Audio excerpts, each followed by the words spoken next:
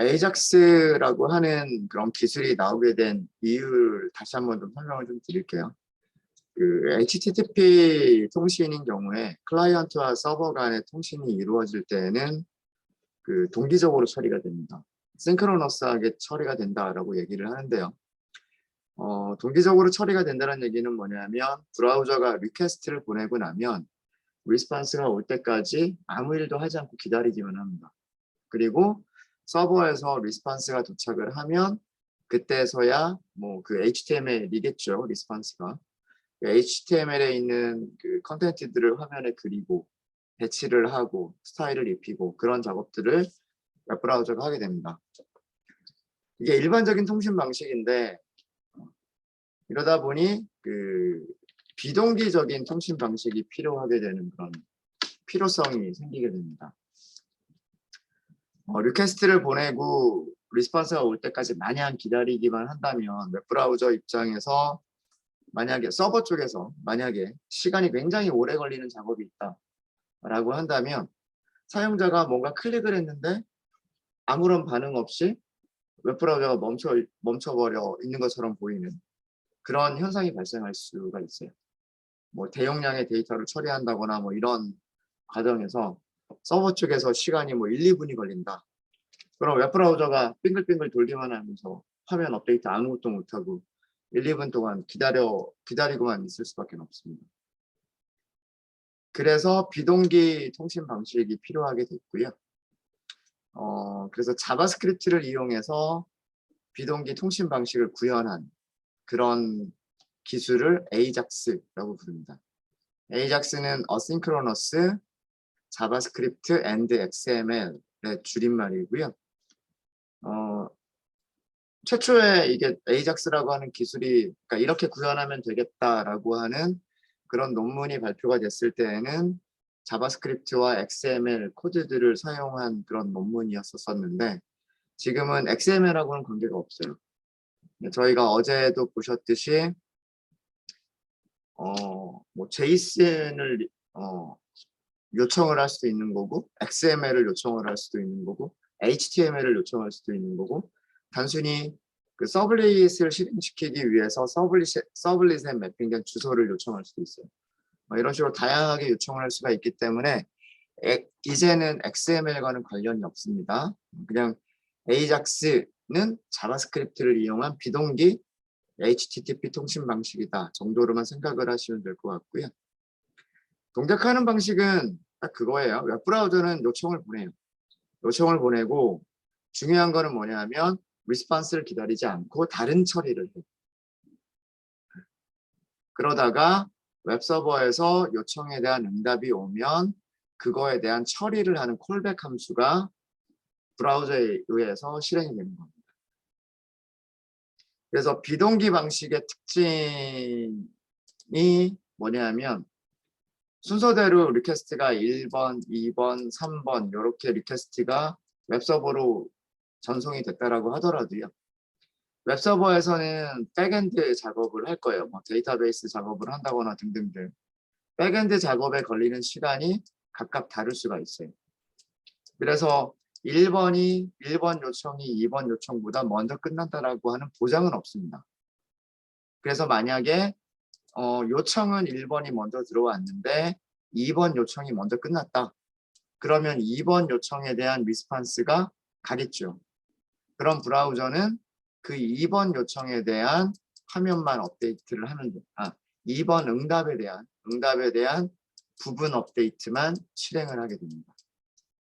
그리고 나중에 1번 요청에 대한 응답이 도착하면 그 1번 요청에 대한 화면 업데이트만 하게 되고 이게 비동기 통신 방식입니다. AJAX 방식이에요.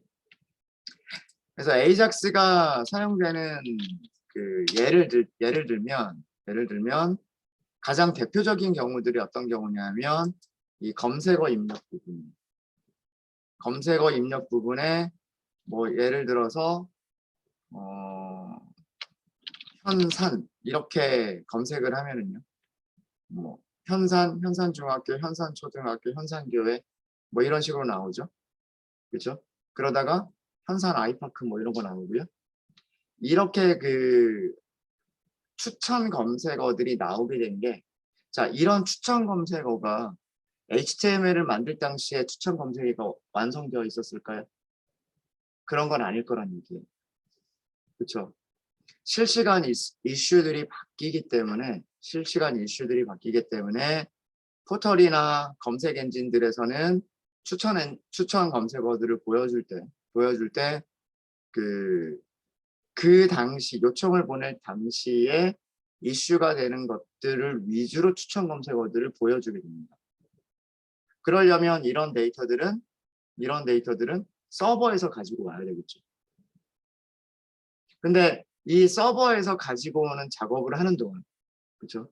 추천 검색어를 보내주세요라고 하는 리퀘스트를 클라이언트가 보낼 거고요. 웹브라우저가 다음 서버로 추천 검색어를 보내주세요라고 하는 요청을 보낼 거고, 그러면은 다음 서버는 실시간 이슈들의 랭킹을 매기고 있다가 그 추천 검색어의 목록을 보내줄 거예요. 근데 만약에 그 추천 검색어 목록을 받는 동안 브라우저가 아무 일도 안 한다라고 한다면, 지금 보시면 이런 부분들 보세요. 계속 바뀌고 있죠. 그렇죠? 이렇게 화면이 업데이트가 되는 부분들을 브라우저는 일을 못하는 거예요. 추천 검색어를 받는 동안 화면은 멈춰 있어야 돼요. 아무 일도 못하고 있어야 돼요. 근데 그게 아니란 얘기죠. 마찬가지로 이쪽이 변하고 있는 것도 마찬가지예요. 브라우저는 뭐 광고를 주기적으로 보내주세요 하고 요청을 보내는 거예요. 이런 광고 목록들을 브라우저가 가지고 있는 건 아니죠. 브라우저가 가지고 있는 건 아니고 서버가 보내주는 거예요. 근데 서버는요, 클라이언트에서 리퀘스트가 없으면 응답을 보내주지 않아요. 그 얘기는 뭐냐면 클라이언트가 요청을 보내니까 거기에 대한 응답을 보내주는 거예요. 자, 그런데 여기 광고 보내주세요라고 하는 리퀘스트를 보내고 그 다음에 리스폰스를 받을 때까지 아무 일도 안 한다라고 한다면, 뭐 예를 들어서 뭐 10초에 한 번씩 혹은 뭐 30초에 한 번씩 새로운 광고를 보내주세요라고 하는 리퀘스트를 보냈는데 그 리스폰스가 올 때까지 아무 일도 안 한다라고 한다면, 만약 리스폰스를 기다린다고 한다면 그 사이에 사용자가 검색어를 입력한다거나 혹은 뭐 기사 링크를 클릭한다거나 이런 처리들을 브라우저가 할 수가 없을 거란 얘기예요. 그래서 비동기 방식이라고 하는 통신 방식이 필요하게 됐던 거고, 그거를 구현한 게 에이작스였었던 겁니다. 그래서 이런 추천 검색어 부분, 이렇게 주기적으로 그 바뀌는 광고 같은 것들, 이런 것들이 에이작스를 사용하는 가장 대표적인 그런 것들 중에 하나입니다. 그리고 또 다른 그 대표적인 게 뭐냐면 어제도 보여드렸듯이 회원가입. 예. 회원가입을 할 때 지금 아이디를 입력하게 되는데요. 아이디는 모든 사용자들을 구별할 수 있는 프라이머리 키로 동작을 해야 되기 때문에 여기에서 가입하기라고 하는 버튼을 클릭하기 전에 내가 입력한 아이디가 사용 가능한 아이디인지 아닌지를 알 수 있으면 더 좋겠죠. 과거에는 어떻게 했었냐면 내가 아이디를 막 다 아이디 입력하고 비밀번호 확인하고 다른 것도 다 채운 다음에 가입하기까지 다 눌렀는데 사용 불가능한 아이디입니다. 이렇게 나왔던 적도 있었어요. 그래서 새로 폼 양식을 새로 작성을 해야 되는데 그동안 작성했었던 뭐 생일이라든가 이름이라든가 이메일이라든가 이런 것들 싹 차려버립니다. 되게 귀찮죠. 네. 매번 그 가입 확인을 눌러야지만 아이디를 체크할 수가 있었답니다. 그래서 가입 확인을 누르기 전에 여기에서 뭔가를 입력하면 이게 사용 가능한 아이디인지 아닌지를 보여주는 겁니다. 이것도 마찬가지로 그 전체 웹페이지의 내용이 바뀌는 게 아니라 여기 입력된 것만 이렇게 하고서 리퀘스트를 보내는 거예요. 클라이언트로, 서버로. 그럼 웹 서버가 데이터베이스하고 연동을 해서 백엔드 작업을 하고 나서 사용 가능한지 아닌지 리스판스를 보내주는 거예요. 그리고 이 리스판스를 받는 동안 뭐 이게 뭐 0.1초도 안 걸리긴 하지만 그 사이에 사용자는 뭐 비밀번호를 클릭할 수도 있고 뭐 이름을 입력할 수도 있고 여러 가지 다른 작업들을 할 수가 있어요. 하다가 리스판스가 오면 그때서야 여기가 그 업데이트가 되는 거죠. 사용 가능한 아이디인지 사용 불가능한 아이디인지 이런 것들이 화면 업데이트가 되는 겁니다. 이런 부분에서 AJAX가 많이 사용이 되고요. 그래서 저희가 AJAX를 사용한 내용을 좀 볼까요?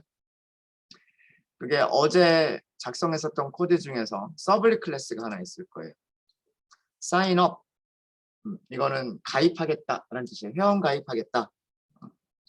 sign in 이라고 하면 로그인을 얘기를 하는 거고요. 아이디 패스워드 입력해서 내 아이디로 접속을 하는 게 sign in이고 sign up은 새로운 회원 가입할 때 sign up이라고 얘기를 합니다. sign up이라고 하는 서블릿을 만들었고요. 여기에 요청, 그 매핑되어 있는 요청 URL 패턴은 sign up 소문자로만 이루어져 있습니다. 여기서는 get 메서드와 post 메서드가 만들어져 있고요. get 메서드는 JSP 파일을 보여줍니다. JSP로 forward만 하는 거예요. 그래서 그 요청이 들어오면 회원 가입할 수 있는 그런 웹페이지가 보이는 거죠. 자, 실행해 보겠습니다.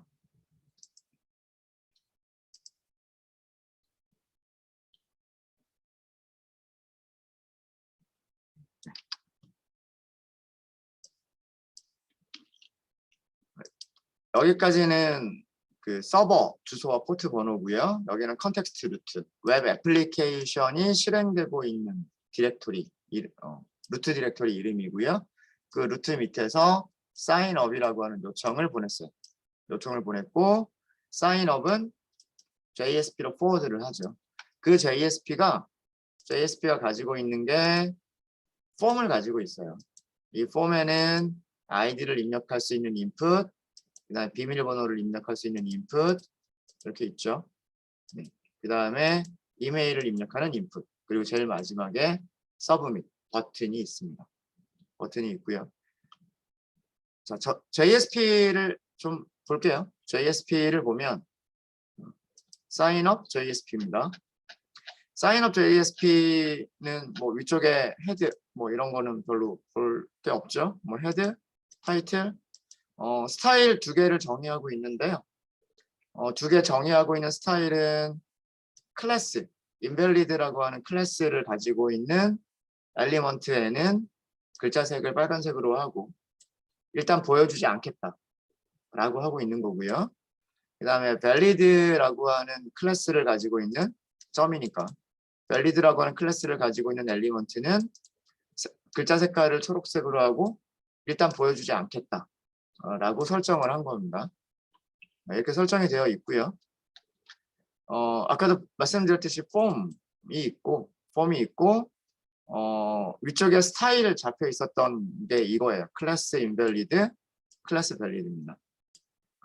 HTML로는 미리 만들어져 있고요. 이 미리 만들어져 있는 게 속성으로 어떤 속성이 잡혀 있냐면 display none, 디스플레이 하지 않겠다라고 되어 있죠. 그래서 일단은 화면에 안 보이는 거예요. 이 부분은 화면에 보이지 않습니다. 화면에 보이지 않고요. 밑에 자바스크립트를 사용하는 부분이 있습니다.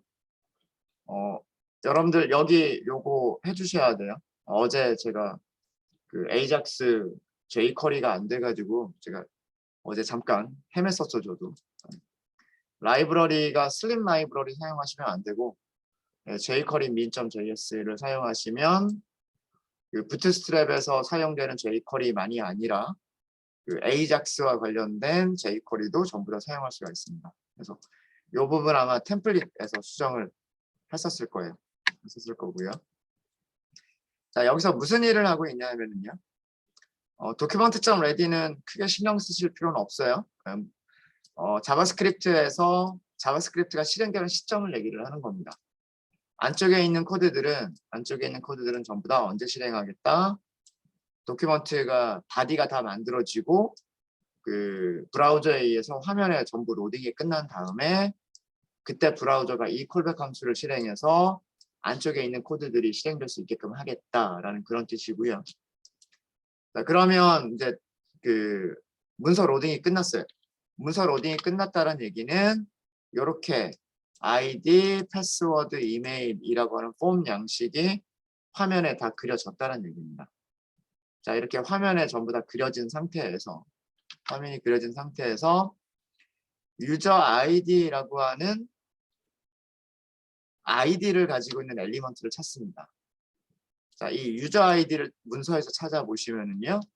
유저 아이디는 인풋입니다. 인풋이고 여기에 아이디가 유저 아이디라고 되어 있죠. 네. 이거 아이디 속성은 무엇을 하기 위한 거냐면 그 jQuery나 혹은 자바스크립트에서 document.query select 뭐 이런 식으로 해서 엘리먼트를 찾기 위한 용도로 만들어 두는 게 아이디죠. 아이디도 있고 클래스도 있습니다. 그죠? 클래스는 여러 개를 찾기 위한 용도, 아이디는 하나를 찾기 위한 용도로 사용을 하는 거고요. 자, 이 인풋을 찾아요. 자바스크립트에서 인풋을 찾아서 무슨 이벤트에 대한 처리를 하고 있냐면 change 이벤트를 처리하고 있는 겁니다. 자, 여기서 이거는 뭐냐면 인풋 요소에 변화가 생길 때 처리하는 이벤트 리스너를 등록을 하는 거예요. 얘가 인풋 타입이고요. change 변화가 생겼을 때 펑션을 실행해 주세요라고 이벤트 리스너를 change 속성에다가 등록을 해주는 거예요. 이 change라고 하는 거는 언제 생기는 거냐면 change라고 하는 이벤트는 언제 발생하는 거냐면 여기에서 그냥 이렇게 넘어간다고 change 이벤트가 발생하는 건 아닙니다. 여기에 입력된 게 바뀐 게 없잖아요. 그죠? 네. 아이디 부분에서 아무것도 입력 안 하고 비밀번호로 넘어가는 거는 change 이벤트가 아니에요. 언제 change 이벤트냐면 여기서 한 글자라도 입력한 다음에 그 다음에 비밀번호로 넘어갔을 때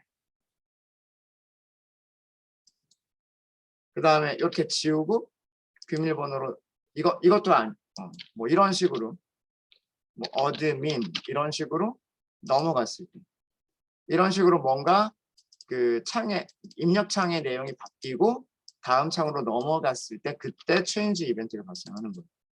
이때 무엇을 하겠다라고 했냐면 펑션을 호출하겠다고 하는 거예요. 자, 이때 펑션 호출할 때 콘솔 창에 로그를 이거는 콘솔 창에 로그를 출력한 거고요. 이거를 출력해 본 이유는 그냥 여기가 언제 호출이 되느냐라고 하는 거를 보기 위해서 출력한 것 뿐입니다. 그래서 이 콘솔 창의 로그라고 하는 것은 이 부분이에요. 이 부분. 그렇죠? 이 부분입니다.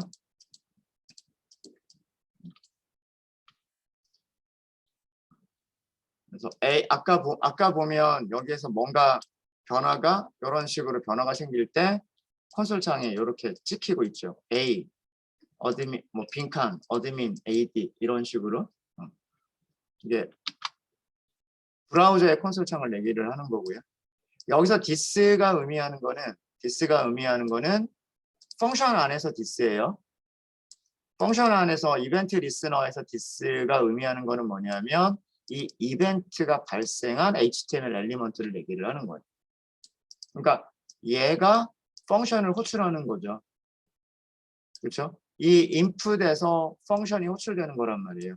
인풋에서 change 이벤트가 발생했을 때 펑션이 호출되는 거여서 펑션이 호출되는 그 주체가 유저 아이디가 되는 거랍니다. 그래서 어떤 이벤트 리스너 안에서 this라고 하게 되면 이벤트 리스너 안에서 this A작스로 this라고 하게 되면 그 동사 앞에 있는 메서드 이름 앞에 있는 엘리먼트라고 생각하시면 됩니다. 그래서 그 유저 아이디라고 하는 인풋이 가지고 있는 밸류, 여기서 value라고 하면 val이라고 하면은요 여기에 입력된 값을 얘기하는 거예요. 여기에 뭐 이런 식으로 입력된 값, 이 입력된 값을 읽어드릴 수 있는 함수가 vary이고요. 심지어 거기에 있는 값을 바꿔버릴 수도 있어요. read하거나 get하거나 set할 수 있는 함수가 vary입니다. 그래서 요거는 이 인풋 창에 어떤 글자가 입력이 됐는지, 어떤 문자들이 입력이 됐는지를 확인해 보고 싶었던 거고요. AJAX 요청을 보내는 방법은 다음과 같은 단계. get 방식이든 포스트 방식이든 어떤 방식이든 다 상관이 없어요. 어떤 방식이든 커다란 틀은 이거예요. XML, HTTP, request 이게 AJAX를 사용할 수 있는 자바스크립트 객체. 그러니까 AJAX를 구현한 클래스가 XML, HTTP, request예요. 그래서 생성자 함수를 호출을 해서 객체를 생성을 해요. 그 부분이 이겁니다. 자바스크립트에서도 생성자 호출할 땐 new라고 하고요. new, 생성자 함수 호출해서 객체를 생성하고 그거를 변수에다가 저장을 한 거예요. 자, 이렇게 저장을 하고요. 그 다음에 onload라고 하는 콜백 함수를 등록을 해요. 그러니까 onload 속성에다가 생성된 객체에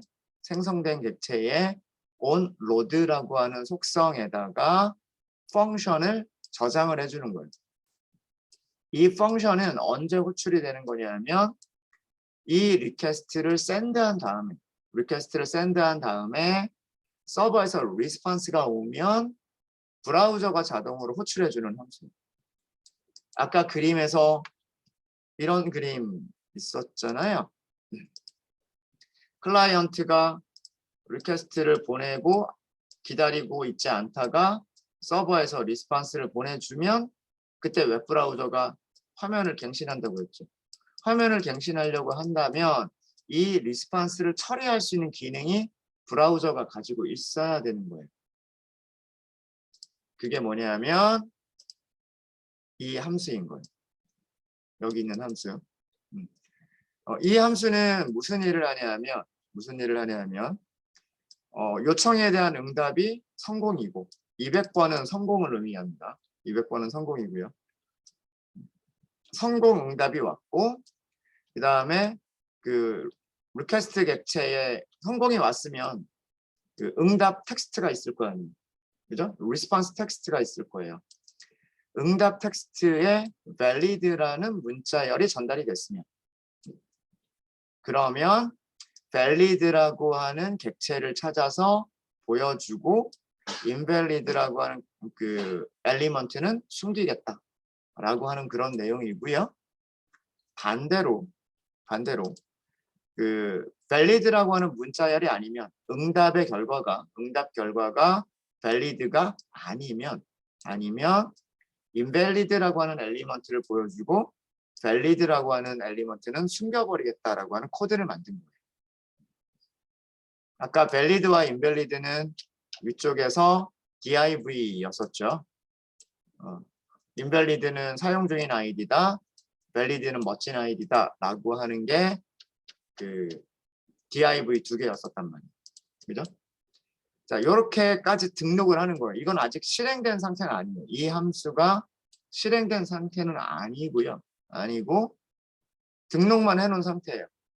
onload, 리스폰스가 오면 이렇게 생각하시면 돼요. 리스폰스가 오면 자, 여기가 콜백 함수를 등록하는 부분이고요. 자, 그 다음에 우리는 get 방식으로 보낼 거냐 포스트 방식으로 보낼 거냐를 결정을 하셔야 되는데 뭐 아이디만 보내는 거는 get 방식으로 보내는 거나 포스트 방식으로 보내는 거나 큰 상관은 없어요. 비밀번호는 URL에 노출이 되면 안 되지만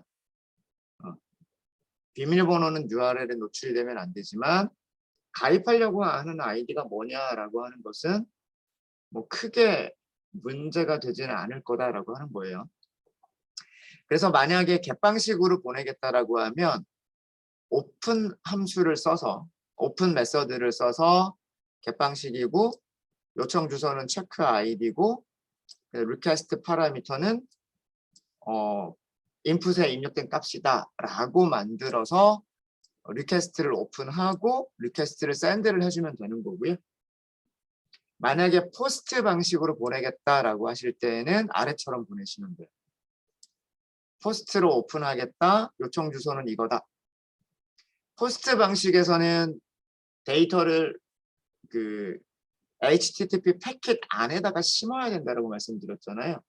URL 주소에다가 쿼리 스트링으로 넣는 게 아니다라고 말씀드렸죠. 그래서 포스트 방식으로 오픈을 했으면 여기에는 리퀘스트 파라미터로 심을 수가 없어요. 그래서 데이터라고 하는 문자열을 만들어서 데이터라고 하는 문자열을 샌드에다 넣어주셔야 돼요. 이거 문자열이죠. 이거 문자열이잖아요. 문자열에다가 문자열 붙인 것 뿐이죠. 그럼 전체도 다 문자열이에요. 이 XML HTTP 리퀘스트라고 하는 객체의 샌드는 파라미터를 안 가질 수도 있고 파라미터는 문자열 파라미터를 가질 수도 있어요. 그 문자열 파라미터는 키, 밸류 형식으로 문자열을 만들어 주시면 돼요. 이런 형식으로 만든 거죠. 리퀘스트 파라미터 이름, 리퀘스트 밸류 이름, 밸류 값. 이런 식으로 문자열을 만들어서 이런 식의 문자열을 만들어서 이 문자열을 샌드할 때 보내주는 거죠. 샌드 함수의 그 리퀘스트 파라미터를 요청 파라미터를 그 아규먼트를 전달을 하는 거죠.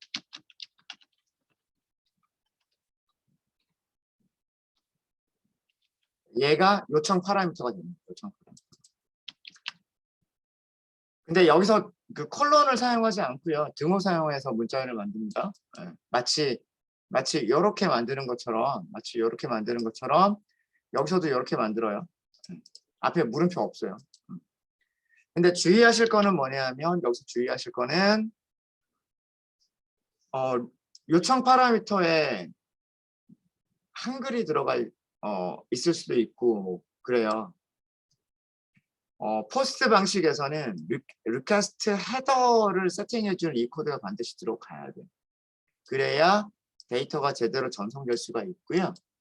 그래서 한 줄을 더 써주셔야 돼요. 리퀘스트 객체에 리퀘스트 헤더를 세팅하겠습니다. 이렇게 하셔야 되고 여기에 이게 컨텐트 타입이라고 하는 게 키, 그 다음에 뒤쪽에 있는 애플리케이션 X www form URL encoded라고 하는 게 value. 그러니까 헤더 중에서 컨텐트 타입이라고 하는 어트리뷰트에다가 속성에다가 이런 값을 저장하겠다라고 하는 그런 의미예요. 그래서 포스트 방식은 살짝 코드가 한두 줄이 더 필요한 게 오픈한다, 리퀘스트 헤더를 세팅한다, 그 다음에 데이터를 리퀘스트 파라미터를 포함해서 샌드한다. 이게 그 포스트 방식에서 하는 일이에요. 되셨죠? 네. 이따가 요거 간단하게 하는 방법 말씀드릴게요. 간단하게 하는 방법. jQuery를 이용하시면 여기 있는 코드들은 jQuery가 아니라 자바스크립트에 포함되어 있는 객체들만 사용을 해서 그 자바스크립트 객체의 함수들과 메서드들을 이용해서 사용한 거예요. 뭐 이런 일부 jQuery 말고는 jQuery의 AJAX 함수를 이용한 건 없어요. 자, 이렇게 해서 요청을 보냅니다. 자, 그러면 아까도 말씀드렸듯이 요청이 언제 진행되느냐? 요청이 여기에 아이디를 입력하고 비밀번호 입력하려고 여기서 이렇게 딱 건너뛰면 그때 요청이 클라이언트로 서버로 전달이 되는 거예요. 우리가 이 함수를 이 코드를 언제 등록을 했냐 하면 change라고 하는 이벤트가 생길 때 실행하세요라고 등록을 했기 때문에 이 전체 코드가 실행되는 거는 아이디에 뭔가를 입력을 하고 여기로 비밀번호 입력하려고 넘어갔을 때 이때 이벤트가 발생해서 리퀘스트가 가는 거고요. 자, 리퀘스트가 전송이 되면 그 리퀘스트를 누가 처리를 하냐면 체크 아이디라고 하는 URL에 매핑되어 있는 체크 아이디라고 하는 URL에 매핑되어 있는 서블릿이 얘를 처리를 하는 거예요. 자, 그러면 그 서블릿이 어디냐? 우리 어제 만든 체크 아이디 서블릿이라고 하는 클래스가 있을 거예요. 체크 아이디 서블릿이 매핑되어져 있는 URL 패턴을 보면 체크 아이디를 처리하겠다라고 되어 있어요. 그렇죠? 그리고 요청을 보낼 때 우리는 get 방식으로 보낸 게 아니고요. 이건 지워버렸죠. get 방식으로 보낸 게 아니라 포스트 방식으로 보냈어요. 포스트 방식으로. 그러면 서블릿에서 무슨 메서드가 자동으로 호출이 되냐면 도포스트 메서드, 오버라이드 되어 있는 도포스트 메서드가 호출이 되겠죠. 그렇죠? 자, 여기에서 우선 무엇을 해야 되냐면 이 리퀘스트가 무슨 리퀘스트일까요? 클라이언트에서 보내준 리퀘스트니까 XML HTTP 리퀘스트라고 하는 게 서버로 전송이 된 거란 말이에요. 근데 XML HTTP 리퀘스트는 서블릿 리퀘스트의 일종이에요. 그러니까 일종의 하이 클래스 같은 게 개념이 되는 거죠. 리퀘스트가 전달이 됐겠죠.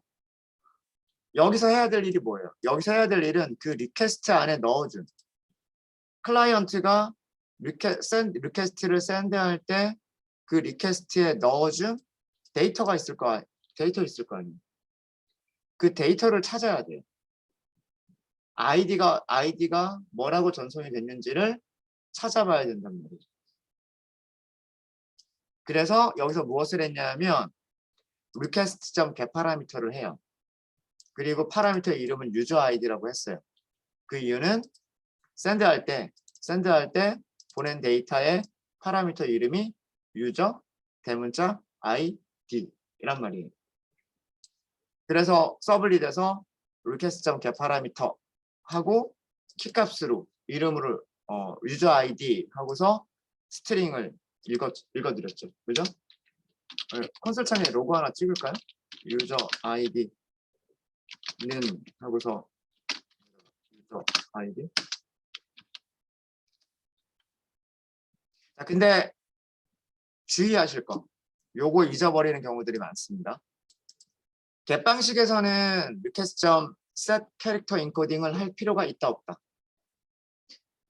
get 방식에서는 할 필요가 없어요.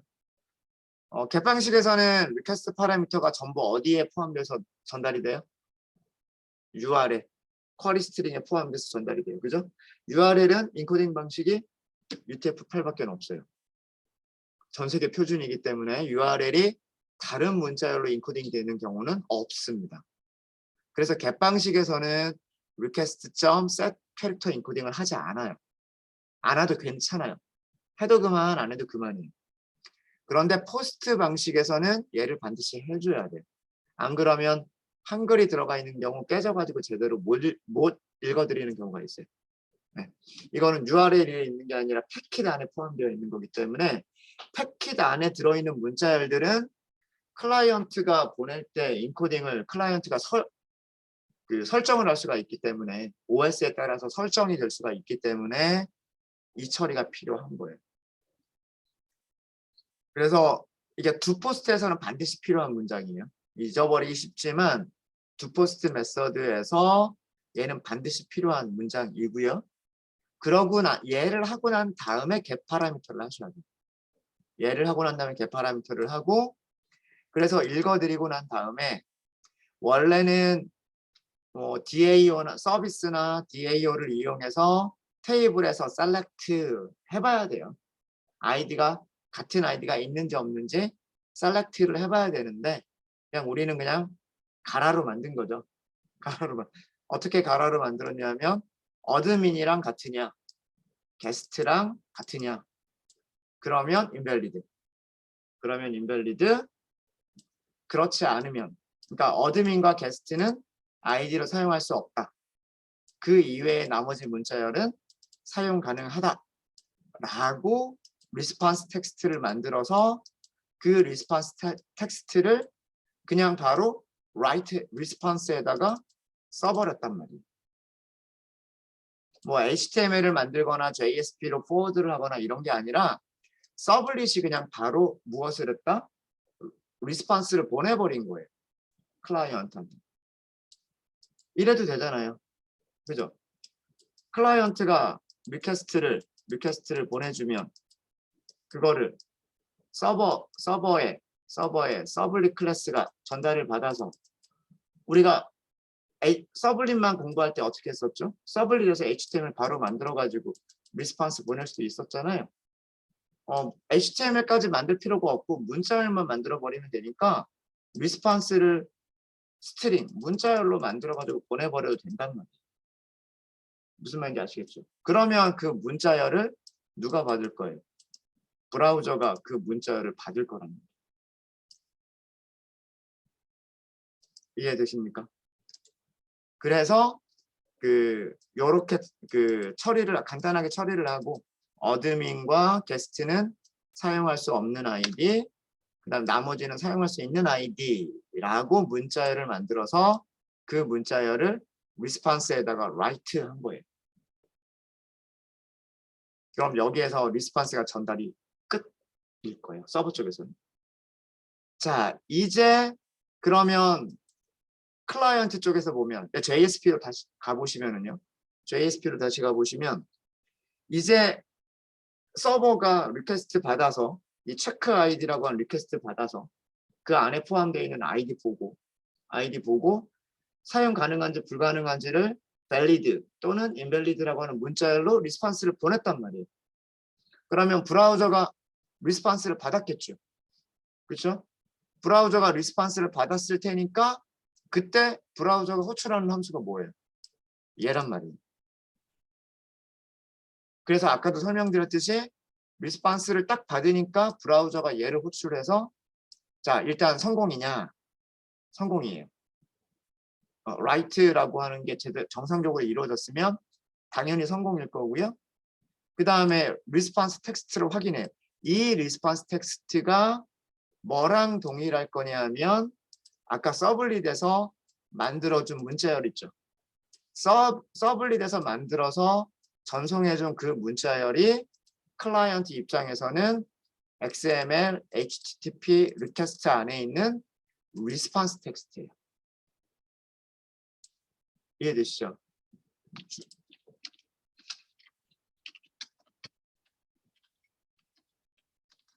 이거는 그 객체 프로퍼티 이름이기 때문에 그러니까 변수 이름이에요. 멤버 변수 이름이에요. 자바로 치면 클래스의 멤버 변수 이름이에요. 얘는 서버가 보내준 응답 리스폰스 문자열인 거예요. 그래서 그 문자열이 밸리드이면 밸리드 보여줘라. 아니면 인밸리드 보여줘라. 라고 하니까 아까 초록색 글자들이 보이기도 하고 빨간색 글자들이 보이기도 했었던 거예요. 이게 아이디 중복 체크입니다. 아이디 중복 체크.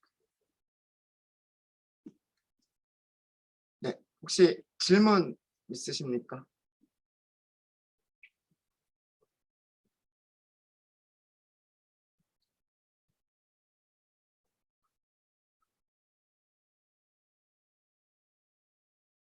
이게 우리가 어제 마지막 시간에 했었던 내용입니다.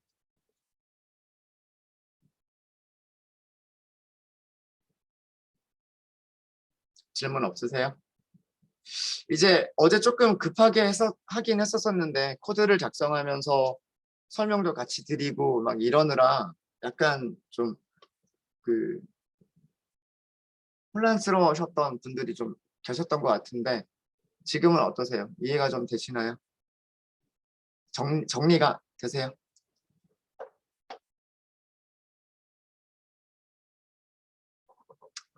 네, 정리가 된 걸로 생각을 하도록 하겠습니다. 기본적인 방식은 XML, HTTP, request라고 하는 객체를 생성한다. 그 녀석이 onload라고 하는 프로퍼티는 콜백을 등록을 하는 거다. 그 다음에 status라고 하는 프로퍼티는 그 응답이 왔을 때 성공인지 실패인지 코드 번호, 응답 번호를 알아낼 수가 있다. 그 다음에 response text는 그 응답이 뭐 어떤 문자열로 응답이 이루어져 있느냐라고 하는 거를 파악할 수 있다. 그러니까 이런 몇 가지를 기억하시면 돼요. AJAX를 이용하실 때 클래스 이름은 XML HTTP request, onload라고 하는 프로퍼티는 콜백 함수를 등록하는 부분, 스테이터스는 response 코드, 응답 코드, response text는 응답 문자열, 그 다음에 open이라고 하는 함수는 요청 방식과 요청 URL을 세팅하는 부분, 그 다음에 send가 실제로 AJAX 요청을 리퀘스트를 보내는 방법, 보내는 메서드. 그 다음에 포스트 방식에서만 필요한 메서드가 리퀘스트 헤더를 세팅해라 라고 하는 메서드가 포스트 방식에서 필요하다. 요런 정도 생각하시면 돼요. 요런 정도를. 여기까지는 그 jQuery가 없어도 사용할 수 있는 방법이고요. 사용할 수 있는 방법이고, 오늘은 그 jQuery 함수를 이용해서 똑같은 기능을 한번 해보도록 할게요. 똑같은 방법을. 그거는 버튼을 이용해서 해보도록 하겠습니다.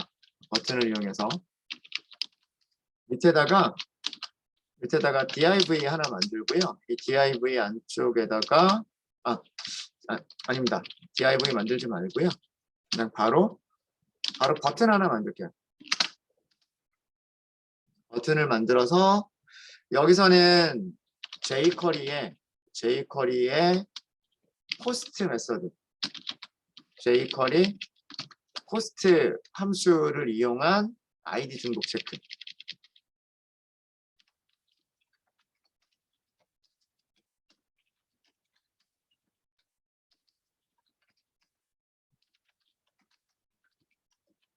요거를 한번 만들어 보려고 하고요. 요걸 한번 만들어 보려고 하고, 버튼이 아이디가 있어야 되겠죠. 이렇게 하면 아이디 있어야 될 거예요. 여기를 뭐 btn post라고 할까요?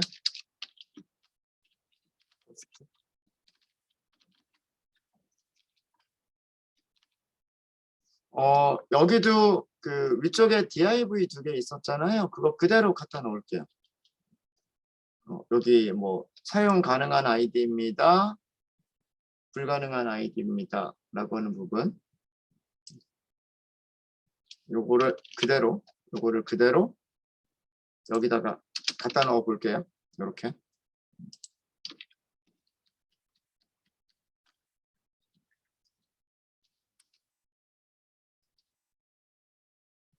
그 다음에 기능은 나중에 만들게요. 기능은 나중에 만들고요. 요만큼을 또 복사를 좀 할게요. 복사하고 여기는 버튼 AJAX라고 할게요. 여기서는 어떤 함수를 이용할 거냐면 jQuery에 AJAX라고 하는 함수가 있어요. 이 함수를 이용해서 ID 중복 체크.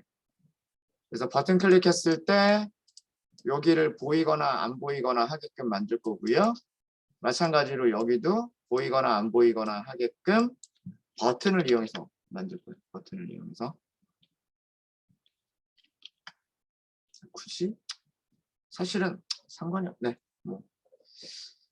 일단은 UI만 이렇게 꾸며보도록 하겠습니다. 이렇게 UI만 조금 변경을 하고요. UI만 변경을 하고 여기 새로 고침해 보시면 여기 버튼이 여기 하나 더 있고 여기도 하나가 더 있죠. 예, 요렇게 해서 이것만이 아니라 여기도 이 버튼을 이용해서도 똑같은 기능을 여기가 다 똑같은 기능이 될 수 있도록 한번 만들어 보도록 하겠습니다.